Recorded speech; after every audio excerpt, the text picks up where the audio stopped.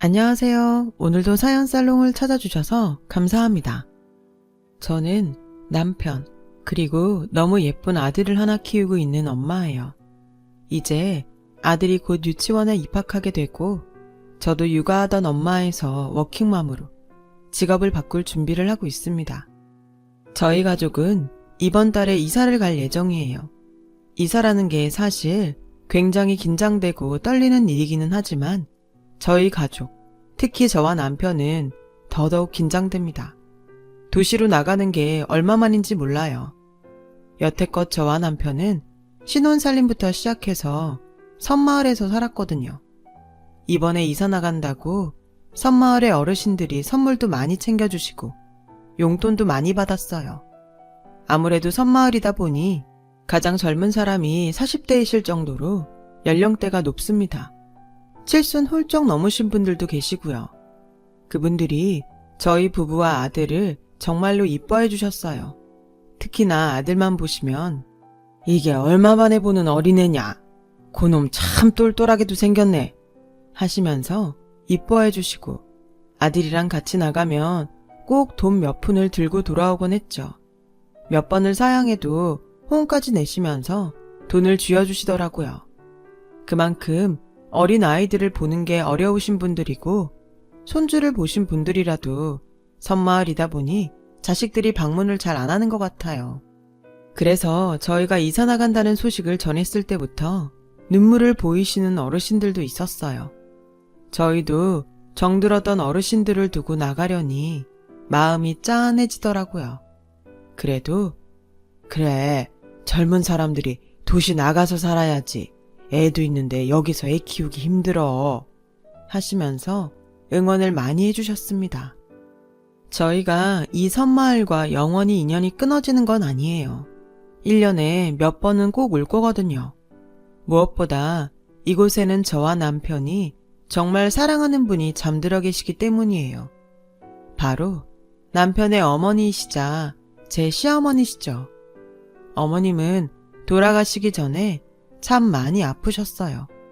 투병하시는 동안 제가 간호를 해드렸었죠. 신혼 시절이었는데 그때 주위에서 욕도 참 많이 먹었었어요. 바보 같다고요. 자기 같았으면 아픈 시어머니 간병하게 하는 남편하고는 결혼 안 했을 거라고요. 그런데 저는 전혀 원망하지 않았어요. 몇 가지 이유가 있긴 한데 가장 큰 이유는 남편을 사랑했고 믿었기 때문이었습니다. 남편은 제가 본 사람 중 가장 바르고 성실한 사람이거든요. 그리고 무엇보다 어머님이 돌아가시고 나서 분에 넘치게 받은 게 많아서 지금 생각하면 그때 더 잘해드릴 걸 하는 생각을 하고는 해요. 남편은 대학에서 만났어요. 같은 과는 아니었는데 동기의 손에 떠밀리듯이 나간 단체 소개팅 자리에서 만났죠. 소개팅 생각은 하나도 안 했어서 한없이 어색하기만 한 자리에 남편이 있었고, 남편 얼굴에 떡하니 나는 이 자리가 불편하고 빨리 벗어나고 싶어 라고 쓰고 앉아 있었습니다. 다들 짝꿍 찾아서 하하호호 수다 떠는 동안 남편이 제게 여기 오기 싫었죠? 저도 그래요 라고 먼저 말을 걸어주었고, 저는 제 마음을 알아준 남편이 참 고마웠었어요. 다른 친구들 눈에는 저도 짝을 찾은 것처럼 보였겠지만요. 어쨌든 그날 저는 남편하고 수다를 많이 떨었고 대화가 잘 통해서 친구가 되었다가 얼마 안 있어서 사귀는 사이가 되었어요. 만나면서 이 사람 진짜 좋은 사람이구나 라는 걸 매일매일 더 느꼈고, 어린 나이였지만 결혼 생각이 들 정도로 미래에 확신이 생겼어요. 남편이 군대를 다녀왔기 때문에 졸업을 같은 연도에 할 수 있었어요. 졸업하고 나서 남편은 곧바로 좋은 기업에 취직을 했을 정도로 능력도 좋았습니다. 남자친구가 아니라 사람 대 사람, 또 같은 취업 준비생의 입장에서 봤을 때 질투가 날 정도였지만 남편은 너는 더 좋은 데 갈 수 있을 거야. 천천히 기다려봐 라고 말해주면서 자기를 뽐내지 않고 오히려 저를 더 걱정하고 응원해 주었어요. 다행히 몇 달 뒤에 저도 어느 정도 괜찮은 중소기업에 취직을 해서 일을 하게 되었어요.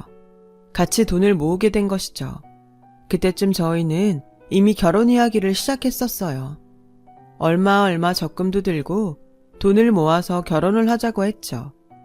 저나 남편이나 결혼식을 크고 화려하게 할 생각은 없었기 때문에 큰 돈을 모을 때까지 기다리지는 않아도 금방 결혼을 할 거라고 생각했어요. 그리고 얘기한 대로 1년 반 정도가 지나서 어느 정도 자리를 잡았고 저희는 결혼을 하게 되었어요. 결혼 준비를 하면서 남편에게서 가정사를 처음으로 듣게 되었죠. 저희 집에 인사 와서 먼저 말을 하더라고요. 장인어른, 장모님, 저는 결혼식 때 가족을 부르고 싶지 않습니다. 라고요. 예상하지 못했던 말에 저희 부모님도 저도 놀랐고 남편은 차분하게 자신의 이야기를 설명해 주었어요. 제가 어릴 때 차별을 많이 받았습니다. 정말 서럽게요. 남편은 위로 형 1명, 누나 1명이 있다고 합니다. 막내인 남편은 늘 형과 누나에 치이면서 특히나 형이 장남이라는 이유로 형과 끊임없이 비교되면서 모든 걸 다 형한테 바치듯이 하면서 살았다고요. 어머니가 저를 보호해 주시긴 했는데 별 힘이 없었어요. 아버지는 형은 장남이라고, 누나는 하나뿐인 딸이라고 챙겨주셨지만 저는 계획에도 없이 태어나서 밥만 축내는 놈이라고 하시면서 저를 박대하셨죠. 그래서 중학교 3학년 때부터 할 수 있는 아르바이트나 일은 다 했습니다. 막노동도 많이 했고요. 공부도 열심히 했습니다. 대학은 가고 싶었는데 그러려면 전액 장학금밖에는 답이 없었거든요. 다행히도 전액 장학생에 선발이 되었고 대학 입학과 동시에 짐을 싸서 집을 나왔습니다. 염치 없지만 친구 집에서 얹혀서 대학교 생활 내내 같이 살았어요. 그저 평범하게 자취하는 거라고 생각했던 저였는데 그 이야기를 듣고 내가 너무 몰랐구나, 내가 너무 무관심했나 싶었어요. 집과는 연락을 하지 않고 앞으로도 할 생각 없습니다. 그 사람들은 저를 아들이나 동생 취급해준 적이 한 번도 없는 사람들이에요. 참 부끄러운 가정사라는 것은 알지만 두 분이 허락만 해주신다면 평생 장인어른 장모님을 제 부모님처럼 모시고 서영이랑 행복하게 살겠습니다. 남편은 이야기를 울먹이면서 마쳤어요. 아빠는 어린 게 얼마나 상처를 많이 받았겠나, 고생 많았어 라며 남편의 어깨를 두드려 주셨고 엄마는 같이 우시면서 그래, 내가 장모 말고 엄마 할게. 내가 이제 우리 아들 잘해줄게. 힘들었던 기억은 다 잊어라 하셨습니다. 그렇게 저희 부부는 결혼 허락을 받게 되었죠. 남편의 강경한 의사에 따라 저는 시댁과는 아예 연락을 할 생각도 안 했어요. 남편이 너 혹시 나중에 후회한다, 이런 걱정 때문에 나 몰래 우리 집 찾아보거나 그런 생각하지 마. 괜한 걱정이긴 하지만 노파심에 그래 라고 강하게 말했거든요. 저한테는 뭐든 다 좋다 하던 사람이어서 그런 강한 태도를 처음 보았기 때문에 놀라기도 했지만 한편으로는 그래, 이 사람이 상처를 정말 많이 받았구나 하고 알겠다고 했습니다. 그렇게 저희는 시댁 식구들 없이 제 가족들과 대학 친구들, 회사 사람들만 불러다 놓고 결혼식을 올렸고 행복한 신혼생활을 시작했어요. 신혼생활은 정말 행복했어요. 바쁘게 일하고 퇴근해서 집에 와서 같이 야식 먹고 놀다가 자고 또 일하고 와서 같이 밥 먹고 평범하지만 행복했어요. 그러나 저희 부부의 평범하고 행복했던 일상은 결혼한 지 몇 달 만에 뒤 흔들리고 말았습니다.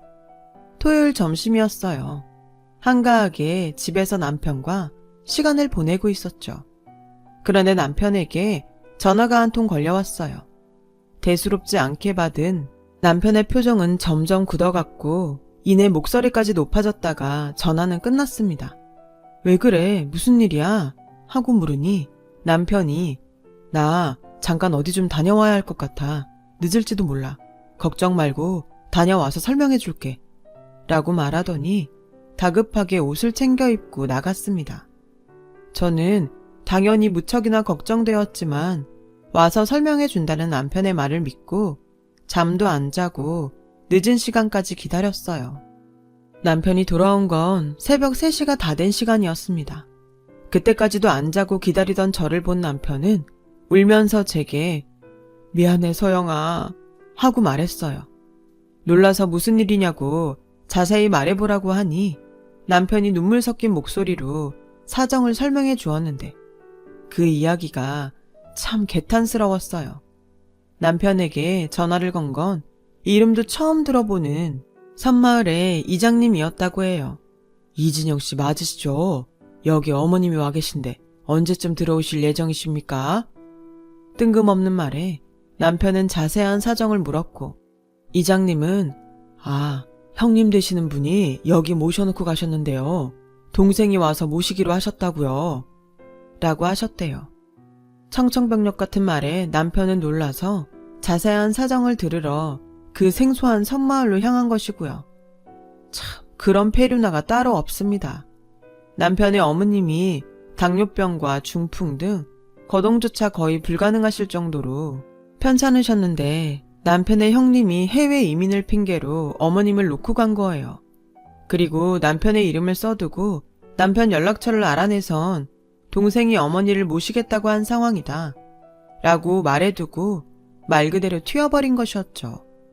남편은 놀라고 화가 나서 형에게 연락을 했지만 받지 않았다고 합니다. 남편 아버지는 어머니와 이미 이혼을 하신 상태였다고 하네요. 이혼 후 다른 분과 살림을 차리셨다고 하고요. 남편의 누나는 나 임신했다, 못 모신다 는 말만 남기고 연락을 끊어버렸다고요. 보호자의 이름은 이미 남편이었고 여기서 어머님을 모시지 않는다면 노인 6.15 적용될 수도 있는 상황이었어요. 남편은 미안해, 나랑 헤어지고 싶다고 해도 이해해 하고 한참을 울다가 겨우겨우 잠에 들었어요. 깊이 고민했죠. 지금 다니는 회사나 그런 것들을 포기하기 힘들었지만 그렇다고 남편과 정말 헤어지기도 싫었어요. 처음 보는 그것도 몸이 아픈 어머님을 모시는 것도 겁이 났고요. 그래도 저는 결정을 내렸습니다. 남편에게 일단 난 오빠랑 같이 살 거야. 우리가 가서 모시고 살자. 그 사이 오빠가 아주버님을 찾아서 어떻게 고소하거나 그러면 되지 라고 말했습니다. 남편은 너한테 너무 죄 짓는 것 같아서 너무 미안해 라고 말하면서 또 울었어요. 정말 번갯불에 콩 볶듯이 섬마을로 이사가 결정되었고 주위 친구들과 부모님도 정말 놀라셨습니다.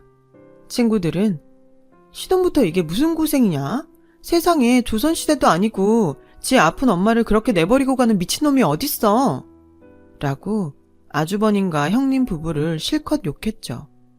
섬마을에 도착해 낡은 빌라로 들어가니 바닥에 이불 깔고 누워 계신 어머님이 보였어요. 첫 만남이었죠. 어머님 안녕하세요. 저는 김서영이고 어머님 둘째 며느리예요. 라고 인사를 드리니 어머님이 힘없이 고개를 끄덕이셨어요.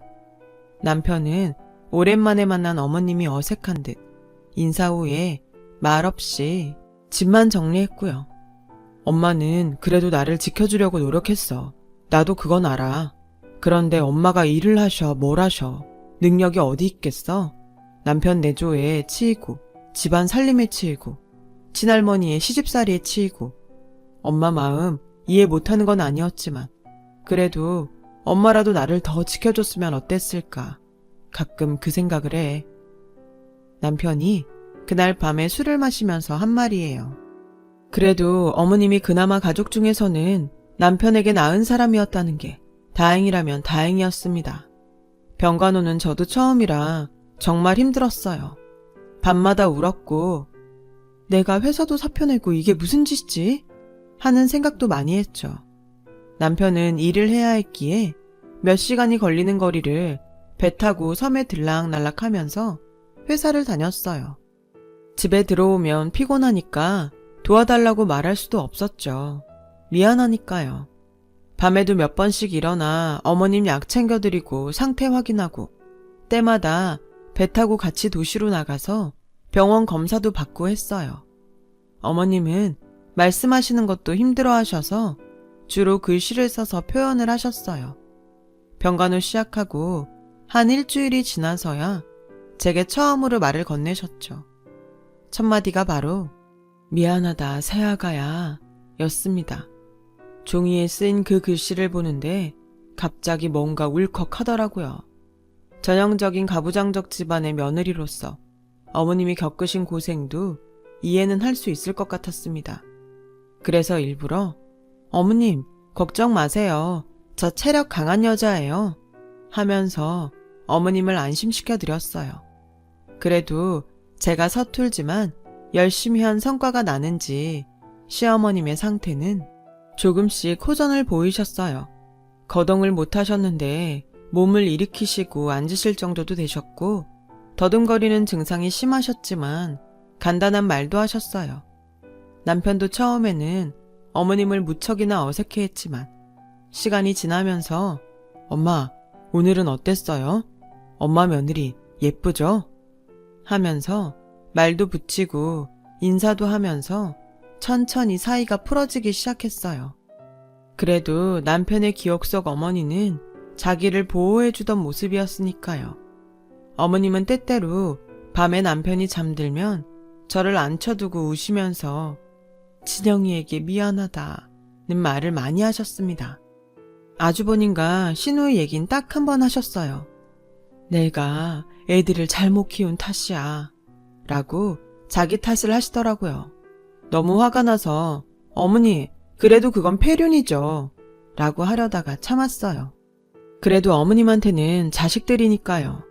그렇게 저희는 힘든 적응기를 보내고 살았고 1년이 조금 넘자 나름대로 섬 생활에 적응도 했어요. 저는 마을 어르신들께 심청이 뺨치는 며느리 소리 들으면서 예쁨 받았고 그 덕분에 사는 건 그렇게 힘들지 않게 되었습니다. 정기적으로 도시로 나가서 휴식을 취할 수 있도록 마을 어른분들이 어머님을 돌봐주신 적도 있고요.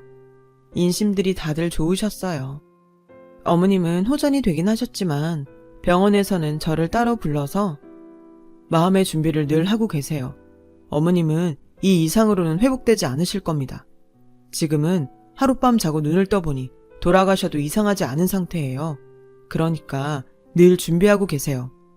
라고 말하더라고요. 남편에게도요. 좋지 않은 소식이었지만 늘 대비를 할 수 있어서 다행이었죠. 저희 부부가 섬 생활을 한 지 1년 반이 되던 어느 날 어머님께서 갑자기 사라지셨어요. 장 보러 간 사이에요. 혼비백산해서 정말 슬리퍼만 신고 섬 전체를 뛰어다녔어요. 남편에게도 연락했지만 오려면 몇 시간이 걸리니까 제가 뛰어다녀야 했죠. 이장님과 마을 어른분들도 저를 도와서 어머님을 찾아다니셨고요. 몇 시간 뒤 어머님은 섬마을 뒤쪽에 있는 그늘진 공터에서 발견되셨어요. 흙바닥에 쓰러져 계셨는데 양말만 신은 발은 흙투성이었고 손도 마찬가지였죠. 마치 땅을 판 사람처럼요. 놀라고 눈물이 날 정도였지만 그래도 찾았으니 다행이다 생각하고 어머님을 집으로 모셔왔습니다. 어머님이 일어나시고 어머님 거기 왜 가신 거예요? 하고 여쭤보니 바람이 쐬고 싶어서 라고 대충 얼머부리려는 듯 말씀하시더라고요. 속사정이 있는 것 같았지만 저는 더 여쭤보지 않았습니다. 저도 너무 지쳐 있었으니까요. 그 일이 있고 정확히 3일 뒤에 어머님께서는 돌아가셨어요. 주무시다가 아주 평화롭게요. 새벽에 약 챙겨드리려고 일어났는데 뭔가 이상해서 코에 손을 대서 숨을 확인해 보니까 돌아가셨더라고요.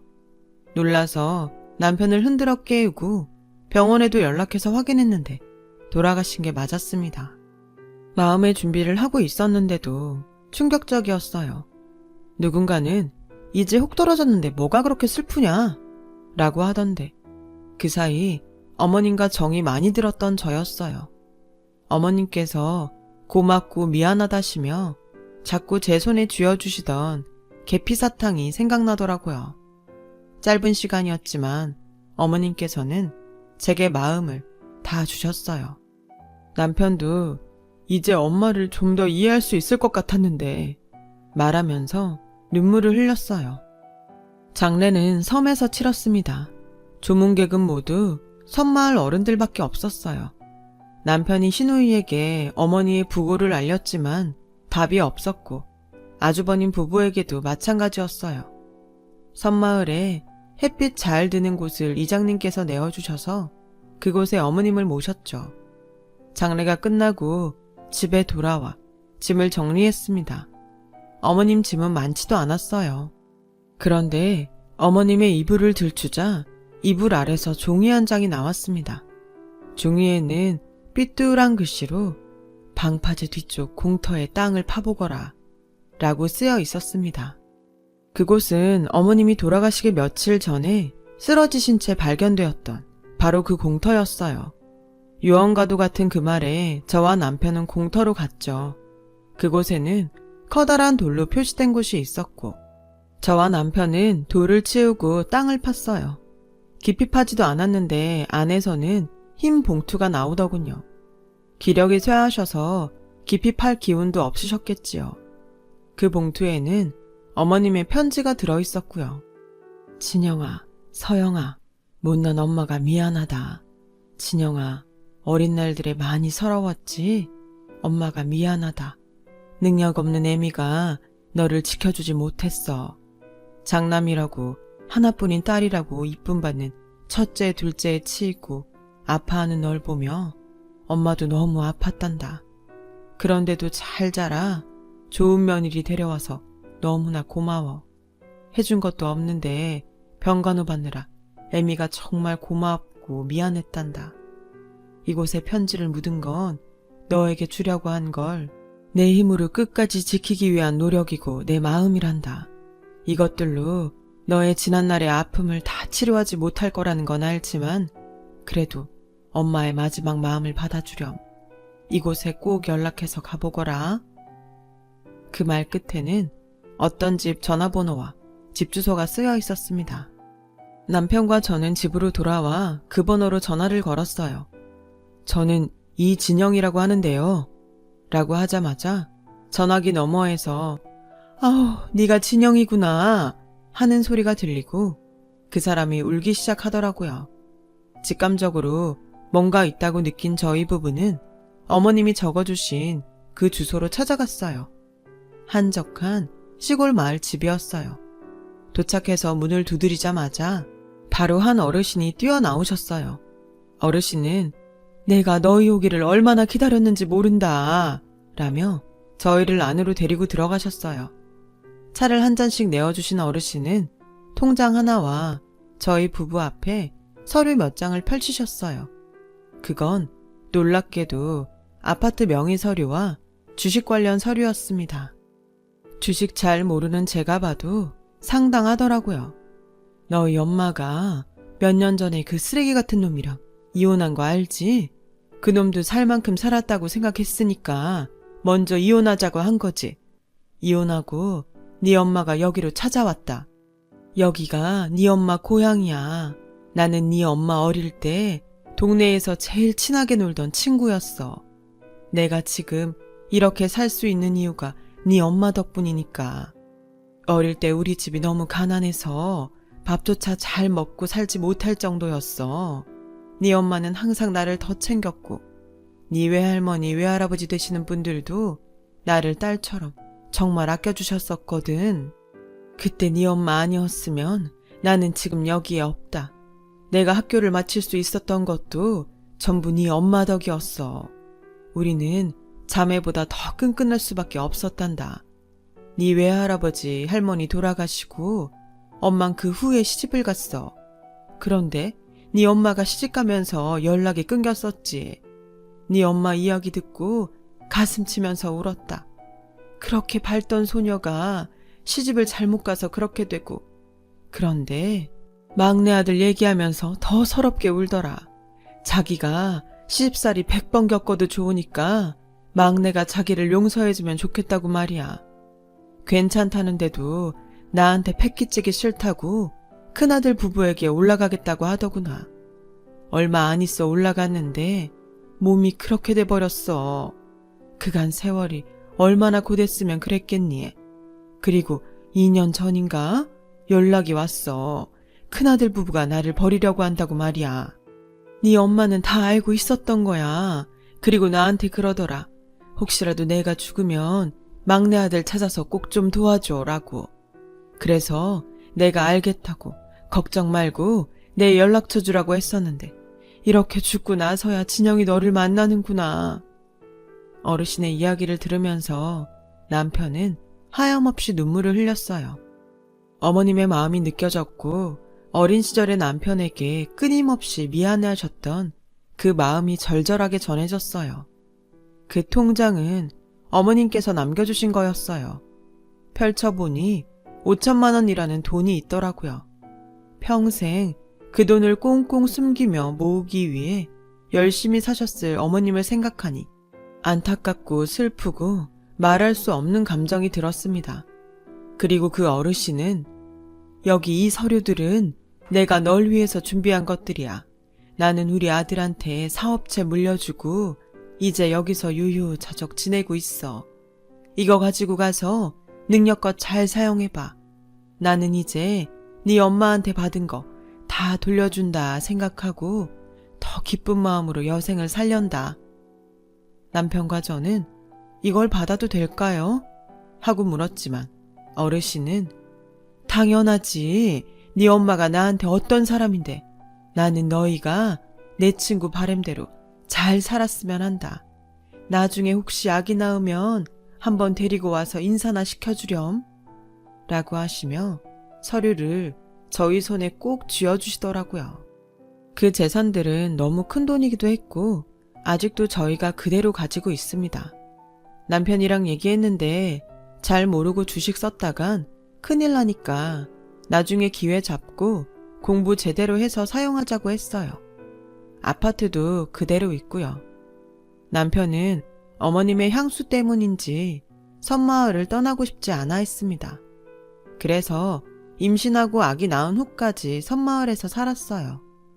남편이 워낙 애틋해해서 저도 동의를 한 부분이었고 섬마을 생활도 익숙해져서 나쁘지 않았고요. 어느 날 아주버님과 시누이에게서 연락이 왔더라고요. 네가 재산 다 꿀꺽하냐? 라고 연락이 온 거죠. 어디서 들었는지 모르겠지만요. 시누이는 여자라 그런지 저한테도 연락해서 사람이 그렇게 사는 거 아니다. 형제 자매한테 재산도 나누고 해야지. 라고 하더라고요. 저는 그 말 듣고 너무 화가 나서 그이가 아주버님이랑 같이 두 분 용서한다고 하면 저도 그렇게 하죠. 그 전에는 저도 두 분 어른 대접해드릴 생각 없습니다. 라고 하고 끊어버렸어요. 그 후로 아기도 낳고 꽤 잘 키우면서 살았는데 이제 아기 유치원도 그렇고 여러 사정 고려해 도시로 다시 나가게 되었네요. 물려받은 아파트로 들어갈 예정이고 이 섬에도 수시로 올 생각입니다. 생각해도 아련한 시어머님이 잠들어 계신 곳이니까요. 아직도 여전히 생각나면 참 가엾어서 눈물 나는 어머님과 우리 남편이지만 그래도 이제 우리 세 식구 어머님 그곳에서 뿌듯하시게 더욱 열심히 잘 살아보려고 해요. 어머님도 하늘에서 다 보고 계실 테니까요. 이사갈 생각을 하니 여러 가지 생각이 드는 날에 주저리 글을 썼네요. 들어주신 모든 분들 감사합니다. 항상 건강하시고 행복하시길 바랍니다. 여러분, 사연 댓글에 응원과 현명한 조언 부탁드려요. 좋아요와 구독은 저에게 큰 힘이 됩니다. 오늘도 좋은 일 가득하세요.